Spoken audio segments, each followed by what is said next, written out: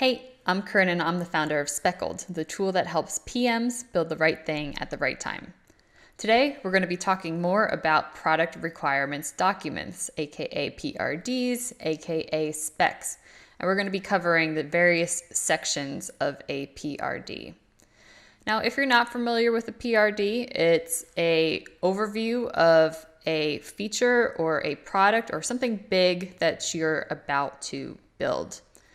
The PRD writing process is usually preceded by customer interviews. So when I'm talking about PRDs, I'm kind of assuming that you have already done your customer discovery and research.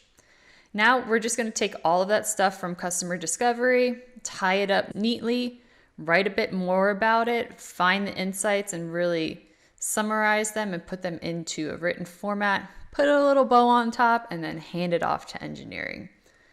Now you're probably wondering, okay, I have my customer discovery done. How do I write a spec? Well, the first thing that you're going to want to put in a spec is some quick reference data.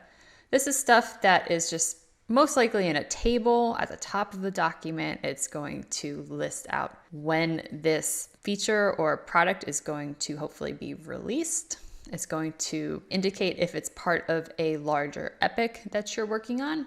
It's going to give the status of the actual document. Is this still in draft? Is it ready for review? Is it out in the wild? Is it with engineering? Where is this in its life cycle? We're also going to include things like who is the owner, the product owner, and key information such as who is the technical lead, design lead, QA lead, and other important people involved in the actual implementation and construction of the spec. That's what's in the quick reference data section. Next up is the objectives, and this is kind of the really big picture stuff. This is the section where you're going to outline what this is, who it's for, why you're doing it, how you may plan on doing it, and how does this fit into the organization's larger objectives. So after you've written your objectives, the next section is success metrics.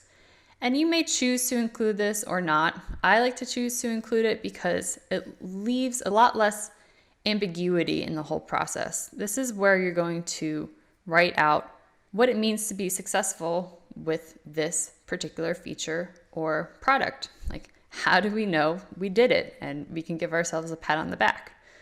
I just like to include it. You don't have to, but I think that most specs should include some kind of success metric, no matter how small. Next up, requirements. This is where all of your user stories come into play. This is where they're all going to be located and hang out together. Now, if you're not familiar with writing user stories, I do have a different video on that. I'm not going to cover how to write them right now, but just know that the requirements section is where they live. You may also choose to add technical requirements or business requirements in this section. Next up is documents. Usually at a minimum, this includes some kind of wireframe or mockup, but in many cases, it may also include things like icons or design elements, maybe some copy, maybe some database diagrams, whatever it is that's going to make the implementation of this spec easier for your engineers. And finally, we have the section that includes everything that is out of scope or is future work that we're not going to worry about right now. So this is just to give engineers a little bit more insight into what may be coming down the pipeline.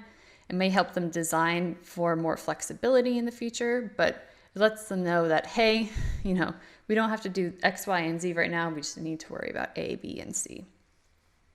So those are the 6 sections. They are, once again, some quick reference data, objectives, success metrics, requirements, documents, and things that are out of scope.